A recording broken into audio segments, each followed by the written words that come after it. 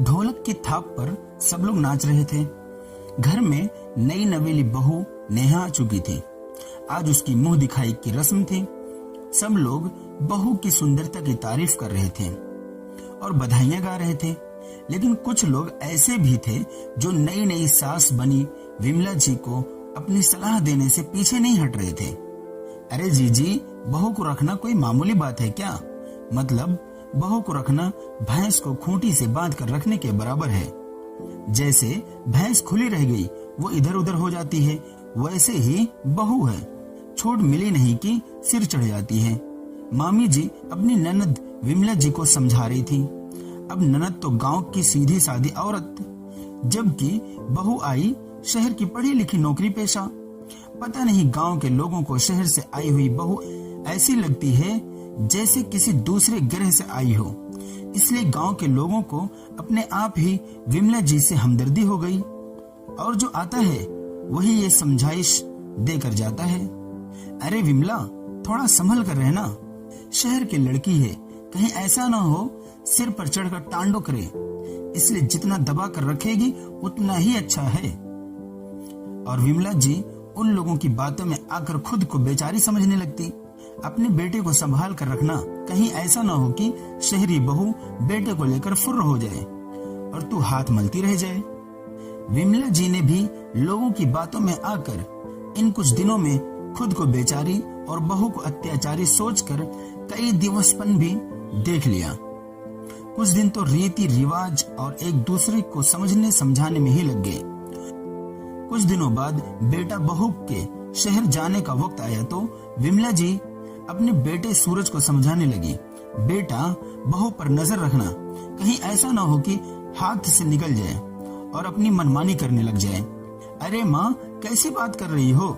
तुम्हारी बहू पढ़ी लिखी समझदार है, कोई बच्ची तो नहीं जो हाथ से निकल जाएगी। हाँ, तू बस मेरा मजाक बना। बेटा, गांव के सभी बुजुर्ग कहते हैं कि बहू को रखना भैंस को खूंटी से बांध कर रखने के बराबर है। कहीं ऐसा ना हो तू हाथ मलता रह जाए और पैसे टके के मामले में अभी उसे सब कुछ बताने की जरूरत नहीं है। नई नई है, क्या पता हाथ में बरकत है या नहीं। क्या माँ, कितनी बार समझाया है तुम्हें, इन गांव के फालतू औरतों के साथ मत बैठा करो, बेवजह की बुद्धि देकर जाती हैं और कुछ नहीं। हाँ, अब तो शहर की बीवी आ गई है तेरी, अब तो तुझे गांव की सारी औरतें फालतू और गंवार ही लगेंगी। कहीं ऐसा ना हो एक दिन माँ भी गंवार लगने लगे। हाँ ठीक है, चलो कोई नहीं, ध्यान रखूंगा, कहकर सूरज ने बात को वहीं खत्म किया और अपनी पत्नी नेहा के साथ शहर रवाना हो गया। पर शहर आने के बाद भी विमला जी को चैन नहीं आया। आए दिन फोन करके सारे हालचाल तो पूछती ही पूछती, साथ में 10 सलाह भी देती।